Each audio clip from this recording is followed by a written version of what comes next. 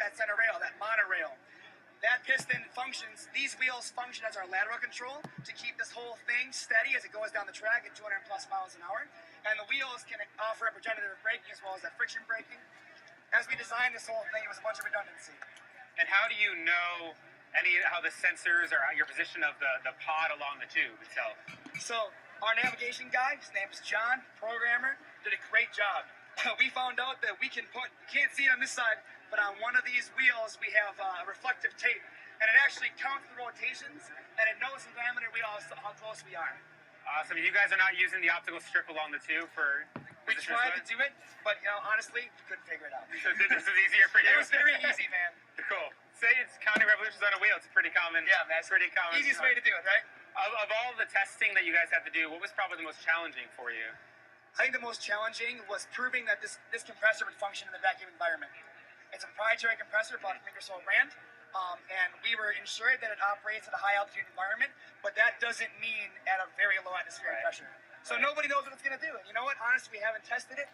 So getting that approval was the most difficult process. Sure. And did you guys do any subscale testing in vacuums back at your university? Honestly, we don't have them, so we couldn't do it. So that's why we came here. We said we want to test all of it. Right. It's basically like I said, we'll try to help you out. Man, that's a lot. You got 3,300 pounds. This is going to scare us. And then when you guys actually went into the vacuum test the first time? We just opted, actually. We said we're not going to do it.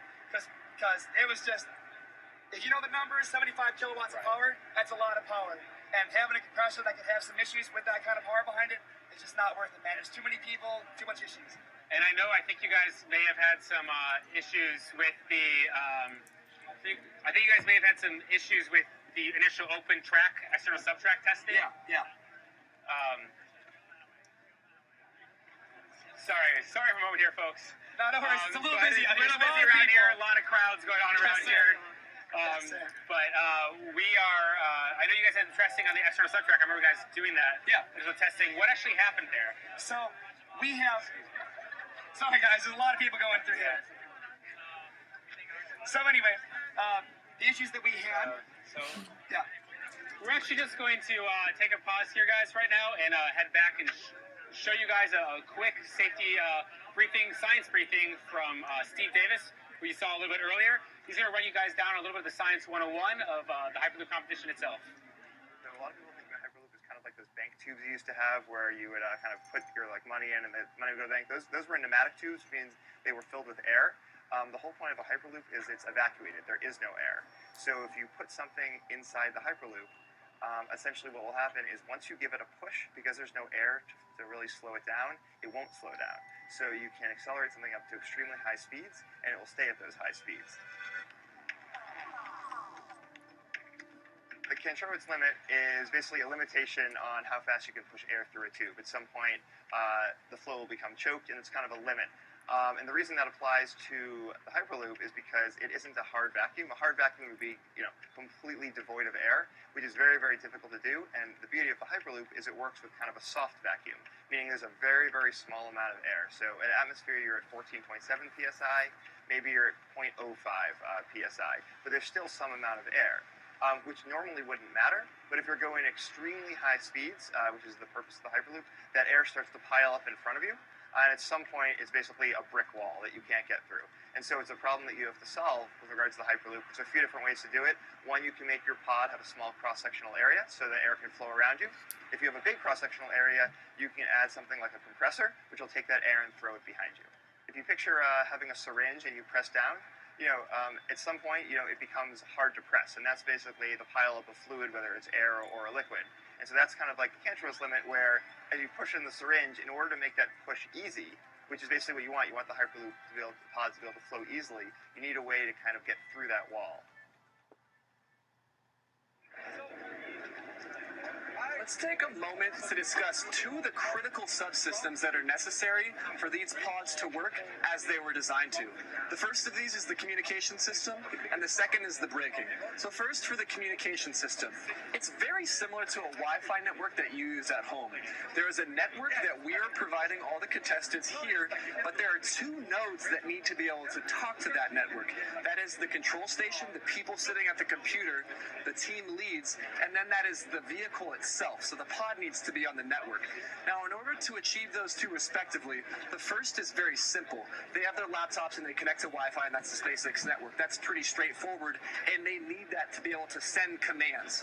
But the reverse is a bit more difficult, so in order to accommodate the vehicle being on the internet, we provide them what we call the NAP, or the Network Access Panel. That is a device that is provisioned to each team that sits on board their pod and has Ethernet ports so that they can get on the network. That's important for all the sensors on board the vehicle to be able to provide telemetry, say how fast it's going, say how far along the tube it is, etc. So those are the necessary pieces for communication to go all the way end to end from the control console to the vehicles within the Hyperloop. Now, the second system is braking. This is pretty straightforward in one regard, which is friction braking. That's how cars brake. Some teams have chosen to implement that. Other teams that have magnetic levitation capability have instead alternatively implemented a magnetic braking system. In the same way that you use magnets underneath to repel yourself from the aluminum plates on the surface of the track to get your weight above so you can travel, you can use those repellent forces to essentially grip the aluminum and force yourself to move backwards, just like drag on an airplane, but using magnets to do so. That's another braking mechanism that some teams have chosen to implement. Now, right now, as we just got back from the previous break where we were depressurizing, War is inside of the chamber right now. I had the chance earlier today to speak with them about some of their experience throughout this process. So before we go live to show you their money run through the Hyperloop test track, let's check in with them. Hello, my name is Mariana Vizum. I'm the team captain of the VAR Hyperloop team and the German participant of the SpaceX Hyperloop pod competition.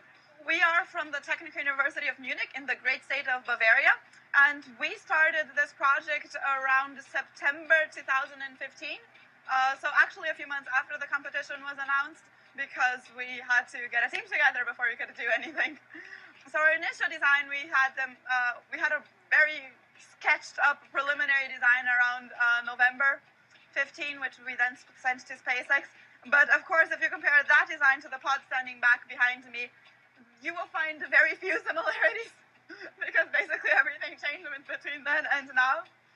But 1.5 years later, we have a Hyperloop pod standing behind it. So yes, the big difference in our pod from most of the other teams is the big compressor that we have in the front. We actually had it in the beginning, so a compressor in the front is probably the one similarity you will find between this design and the one we had in November. But even the compressor has gone through different stages. The compressor, in theory, is actually a very important part of the Hyperloop concept, because the big difference from the Hyperloop, the big innovative thing in the Hyperloop concept is that you still have some air inside of the tube. What the compressor does is that it sucks this remaining air in the tube so that it can pass through the pod and even have an air duct for that. And it passes the air through the pod and expels it to the back. This allows the pod to be quite bigger in comparison to the diameter of the tube, which is also one of the reasons why we have one of the higher pods. Why Hyperloop? Because it's awesome, because it does have the potential to change lives. I think the transportation problem is one of the biggest problems that you still need to solve in the next century, and the Hyperloop is a hell of a first step in that direction. Now, as a quick reminder, these teams have undergone 10 different milestones to get to the final point, which is running through the Hyperloop test track itself. Now, in these final moments before War actually will run through, it is reminded that all the other teams and their statuses throughout the various campaigns that they're testing, some of them are at stage 6, the vacuum test, some of them are at stage 8, the external subtrack, some are 9, the open air. Now, War is going to be the second team to enter the tube. MI2 was this morning. War is going to do their run right now, again, attempting to go through with as much speed as possible in the safest, most nominal manner possible. And then after that, we're going to go to Delft and try to provide coverage of their run through as well. But as the crowds start coming this way, we're going to cut to the wide shot, and so we can perceive everything happening as we have the War run through the Hyperloop.